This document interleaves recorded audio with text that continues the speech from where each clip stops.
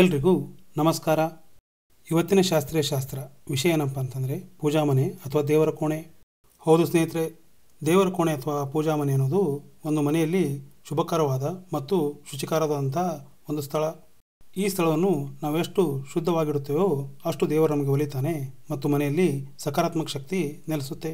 ಪೂಜಾ ಮನೆ ಅಂದ್ರೇನು, ದೇವರ ಕೋಣೆಯನ್ನು ಯಾವ ರೀತಿಯಾಗಿ ನಾವು ನೋಡ್ಕೋಬೇಕು ಮತ್ತು ಅಲ್ಲಿರುವ ಸಾಮಗ್ರಿಗಳು ಯಾವ್ಯಾವ ಇರಬೇಕು ಮತ್ತು ಅಲ್ಲಿ ಯಾವ ರೀತಿಯಾಗಿ ನಾವು ಅಲಂಕರಿಸಿರ್ಬೇಕು ಅನ್ನೋದನ್ನು ಈ ಮುಂದಿನ ನೋಡಿದಲ್ಲಿ ತಿಳ್ಕೊಳ್ಳೋಣ.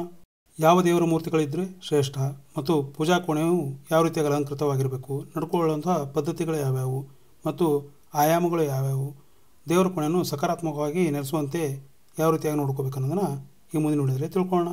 ಸ್ನೇಹಿತರೆ, ಮನೆ ಎಂಬುದರಲ್ಲಿ ದೇವರ ಕೋಣೆಯು ಅತಿ ಶ್ರೇಷ್ಠವಾದಂಥ ಒಂದು ಸ್ಥಳ. ಅಲ್ಲಿ ನಾವೆಲ್ಲರೂ ಭಕ್ತಿ ಭಾವದಿಂದ ಕೂಡಿ ದೇವರ ಪೂಜೆಯನ್ನು ಮಾಡುವುದು ವಾಡಿಕೆಯಾಗಿದೆ.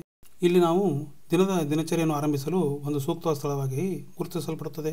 ಹಬ್ಬ ಹರಿದಿನಗಳಲ್ಲಿ ದೇವತಾ ಪೂಜೆಯನ್ನು ಕೈಗೊಂಡು ಆ ಮನೆಯನ್ನು ಆ ಒಂದು ದಿವಸದಿಂದ ನಾವು ಶ್ರೇಯಸ್ಕರವಾಗಿ ಶುಭಕರವಾಗಿ ಆಚರಣೆಯನ್ನು ಮಾಡಲ್ಪಡುತ್ತೇವೆ ಮತ್ತು ದೈನಂದಿನ ಕಾರ್ಯಗಳು ಹಾಗೆ ಶುಭಕರವಾಗಿರಲಿ ಎಂದು ಬೇಡುತ್ತಾ ಆ ಒಂದು ದೇವರ ಪೂಜೆಯನ್ನು ಮಾಡುತ್ತಾ ನಾವು ದಿನವನ್ನು ಪ್ರಾರಂಭಿಸುವ ಕೂಡ ಒಂದು ವಾಡಿಕೆಯಾಗಿದೆ. ಯಾವ ಒಂದು ನಿಯಮವನ್ನು ಅನುಸರಿಸಿದಾಗ ಆ ಒಂದು ದೇವರ ಕೋಣೆ ಶ್ರೇಯಸ್ಕರವಾಗಲ್ಪಡುತ್ತದೆ. ಮೊದಲು ದೇವರ ಕೋಣೆ ಹೇಗಿರಬೇಕು ಅನ್ನೋದನ್ನು ಇಲ್ಲಿ ವಿಚಾರ ಮಾಡೋಣ. ದೇವರ ಕೋಣೆಯು ಪೂರ್ವಾಮುಖ ಅಥವಾ ಉತ್ತರಾಭಿಮುಖವಾಗಿರಬೇಕು. ಅಂದರೆ ಕುಳಿತುಕೊಳ್ಳುವಂಥ ದೇವರು ಪಶ್ಚಿಮಾಭಿಮುಖವಾಗಿ ಅಥವಾ ದಕ್ಷಿಣಾಮುಖವಾಗಿ ನೋಡುವಂತೆ ನಾವು ದೇವರನ್ನು ಕುಳ್ಳರಿಸಬೇಕು. ಮತ್ತು ಮನೆಯ ವಾಸ್ತು ಕೂಡ ಈ ಒಂದು ಕೋಣೆಯಿಂದನೇ ಪ್ರಾರಂಭಿಸಲ್ಪಡುತ್ತದೆ. ಎಷ್ಟೇ ವಾಸ್ತು ದೋಷವಿದ್ದರೂ ಕೂಡ ಈ ಒಂದು ಕೋಣೆಯು ಅದನ್ನು ಸರಿಪಡಿಸಲ್ಪಡುತ್ತದೆ ಮತ್ತು ನಾವು ಪೂಜೆ ಮಾಡಲ್ಪಡುವವರು ಪೂರ್ವಾಭಿಮುಖವಾಗಿ ಅಥವಾ ಉತ್ತರಾಭಿಮುಖವಾಗಿ ಕೂಡುವಂತೆ ನಡೆದುಕೊಳ್ಳಬೇಕು. ಶುಚಿಕರವಾದ ಮತ್ತು ಶುದ್ಧವಾದ ಒಂದು ಕಟ್ಟಿಗೆಯಿಂದ ಒಂದು ಮುದ್ದಾದ ಮಂಟಪವನ್ನು ಇಲ್ಲಿ ನಾವು ತಯಾರಿಸಿ ತರಬೇಕು.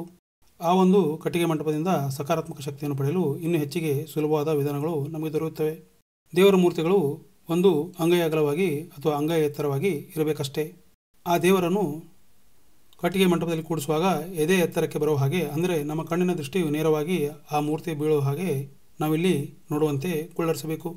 ದೇವರನ್ನು ಪ್ರತಿಷ್ಠಾಪಿಸುವಂಥ ಮೊದಲು ರಂಗವಲ್ಲಿ ಮತ್ತು ಅದೇ ರೀತಿಯಾದಂಥ ಗೋಮೂತ್ರದಿಂದ ಸಿಂಪಡಿಸಿ ನಂತರ ಅದನ್ನು ಶುಚಿಗೊಳಿಸಿ ಅಲ್ಲಿ ಒಂದು ಒಳ್ಳೆಯ ರಂಗೋಲಿ, ಕುಂಕುಮ, ಅರಿಶಿಣವನ್ನು ಹಾಕಿ ಅಕ್ಕಿಯೊಂದಿಗೆ ದೇವರನ್ನು ಪ್ರತಿಷ್ಠಾಪಿಸಬೇಕು.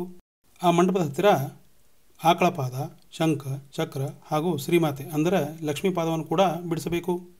ನಂತರ ತುಳಸಿ ಕಟ್ಟೆ ರಂಗೋಲಿ ಅಥವಾ ದೇವರ ಪಾದದ ಕೃಷ್ಣವನ್ನು ರಂಗೋಲಿಯನ್ನು ಅಲ್ಲಿ ಹಾಕಬೇಕು. ನಿತ್ಯ ಕುಂಕುಮ, ಅರಿಶಿಣ ಹಾಗೂ ಮಂತ್ರಾಕ್ಷತೆಯಿಂದ ಆ ರಂಗೋಲಿಯನ್ನು ಅಲಂಕರಿಸಬೇಕು. ಇಲ್ಲಿ ಕುಲದೇವತೆಗಳೇ ಇಲ್ಲಿ ನಮ್ಮ ಮನೆಯ ದೇವರಾಗಿರುತ್ತಾರೆ. ಆದ್ದರಿಂದ ಅವರ ಭಾವಚಿತ್ರಗಳು ಅಲ್ಲಿ ಕೂಡಿರಸನ್ನು ಮರೆಯಬಾರದು ಮತ್ತು ಕುಲದೇವತೆಯೇ ಮನೆಯ ಮೊದಲ ಆದ್ಯತೆಯನ್ನು ನೀಡಬೇಕು. ನಂತರ ಗಣಪತಿ ದೇವರನ್ನು ಕೂಡಿರಿಸಬೇಕು ಅಥವಾ ಗಣಪತಿ ಮೂರ್ತಿಯನ್ನು ಸ್ಥಾಪಿಸಬೇಕು. ತದನಂತರ ಇಷ್ಟ ದೇವತೆ, ಗ್ರಾಮ ದೇವತೆ, ಈ ರೀತಿಯಾಗಿ ಇಲ್ಲಿ ದೇವತಾ ವಿಗ್ರಹಗಳನ್ನು ಸ್ಥಾಪಿಸಬೇಕು. ಕೇವಲ ಒಂದು ಮೂರ್ತಿಯನ್ನು ಮಾತ್ರ ಮಂಟಪದಲ್ಲಿ ಸ್ಥಾಪಿಸಬೇಕು. ಅಂದರೆ ಒಂದಕ್ಕಿಂತ ಹೆಚ್ಚಾದ ಮೂರ್ತಿಗಳನ್ನು ಪೂಜೆಗೆ ಬಳಸಬಾರದೆಂದು ಇಲ್ಲಿ ಅರ್ಥಿಸಲಾಗಿದೆ. ಉಳಿದಂತಹ ಇಷ್ಟ ದೇವತೆಗಳ ಭಾವಚಿತ್ರಗಳನ್ನು ಅಲ್ಲಲ್ಲಿ ಶುಭಕರವಾಗಿ ಮತ್ತು ಶುಚಿಯಾದ ರೂಪದಲ್ಲಿ ಸಮಯ, ಸಂದರ್ಭ ಮತ್ತು ಆಯಾ ದಿನಗಳ ವಿಶೇಷತೆಯನ್ನು ನೋಡಿ ಇಟ್ಟು ಪೂಜೆಯನ್ನು ಮಾಡಬೇಕು. ಚಿಕ್ಕದಾಗಿ ಇಲ್ಲಿ ಅಳತೆಯನ್ನು ನೋಡಿದಾಗಿದ್ದರೆ 6 ಇಂಚಿನವರೆಗೂ ಒಂದು ಮೂರ್ತಿಯನ್ನು ನಾವು ಇಲ್ಲಿ ಇಟ್ಟು ಪೂಜೆಯನ್ನು ಮಾಡಬಹುದು. ಅಂದರೆ ಮೂರ್ತಿಗಳನ್ನು ಸುಲಭವಾಗಿ ಎತ್ತಿಕೊಳ್ಳಲು, ಇಡಲು ಮತ್ತು ಅದಕ್ಕೆ ನಾವು ಅಲಂಕರಿಸಲು ಸಹಾಯವಾಗುತ್ತದೆ. ಮುದ್ದಾದ ಪುಟ್ಟದಾದ ಮೂರ್ತಿಯು ಶುಭಕರ ಮತ್ತು ಶ್ರೇಯಸ್ಕರವಾಗಿರುತ್ತದೆ ಮತ್ತು ಅಲಂಕೃತಗೊಂಡಾಗ, ಪೂಜೆಗೊಂಡಾಗ ಶೋಭಾಯಮಾನವಾಗಿ ಕೂಡ ಕಾಣುತ್ತೆ. ದಿನದ ವಿಶೇಷಗಳನ್ನು ತಿಳಿದುಕೊಂಡು ಆಯಾ ದಿವಸ ಪೂಜೆ, ನೈವೇದ್ಯ ಮತ್ತು ಆಯಾ ಮಂತ್ರ ಮತ್ತು ಕುಂಕುಮಾರ್ಚನೆಯನ್ನು ಮಾಡಬೇಕು. ಜೊತೆಗೆ ಮಂಗಳಾರತಿ, ಪ್ರಸಾದ ನೈವೇದ್ಯವನ್ನು ಕೂಡ ಅರ್ಪಿಸಬೇಕು. ಇಲ್ಲಿ ಹಲವು ಮೂರ್ತಿಗಳನ್ನು ಇಡುವುದರಿಂದ ಗೊಂದಲ ಉಂಟಾಗಿ ಯಾವ ಮೂರ್ತಿಗಳ ಪೂಜೆ ಕೂಡ ಸರಿಯಾಗಿ ನೆರವೇರುವುದಿಲ್ಲ ಮತ್ತು ಪ್ರತಿದಿನದ ಕಾರ್ಯಗಳಲ್ಲಿ ಎಲ್ಲ ದೇವರ ಪೂಜೆಗಳನ್ನು ಮಾಡಲು ಸಾಧ್ಯವಾಗುವುದಿಲ್ಲ. ತದ ಕಾರಣವಾಗಿ ಒಂದೇ ಒಂದು ಇಷ್ಟದ ದೇವತೆಯನ್ನಿಟ್ಟು ಆ ದೇವತೆ ಪೂಜೆಯನ್ನು ಮಾಡೋದು ಶುಭ ಮತ್ತು ಶ್ರೇಯಸ್ಕರ. ಈ ರೀತಿಯಾಗಿ ದಿನನಿತ್ಯ ಒಂದು ಪೂಜಾ ಕೈಕರ್ಯಗಳನ್ನು ನಾವು ಕೈಗೊಳ್ಳಬೇಕು. ಹೆಚ್ಚಿನ ಮಾಹಿತಿ ಬೇಕಾದಲ್ಲಿ ಕಮೆಂಟ್ ಮೂಲಕ ತಿಳಿಸಬಹುದು. ಇನ್ನೂ ಹಲವಾರು ಪೂಜೆಯ ಮತ್ತು ದೇವರ ಕೋಣೆಯ ವಿಶೇಷಗಳ ಮಾಹಿತಿಯೊಂದಿಗೆ ನಾನು ಮುಂದಿನ ವಿಡಿಯೋದಲ್ಲಿ ಭೇಟಿಯಾಗ್ತೀನಿ. ಇಂಥ ಒಂದು ಹೆಮ್ಮೆಯ ಪರಂಪರೆಯುಳ್ಳ ನಮ್ಮ ಸಂಸ್ಕೃತಿಯನ್ನು ಬೆಳೆಸೋಣ, ಹಾಗೆ ಉಳಿಸೋಣ. ನೀವು ನಿಮ್ಮ ಆರೋಗ್ಯವನ್ನು ಕೂಡ ಕಾಪಾಡಿಕೊಳ್ಳಿ. ನಾನು ನಿಮಗೆ ಮುಂದಿನ ವಿಡಿಯೋದಲ್ಲಿ ಮತ್ತೆ ಭೇಟಿಯಾಗ್ತೀನಿ. ವಿಡಿಯೋ ವೀಕ್ಷಣೆಗೆ ಧನ್ಯವಾದಗಳು.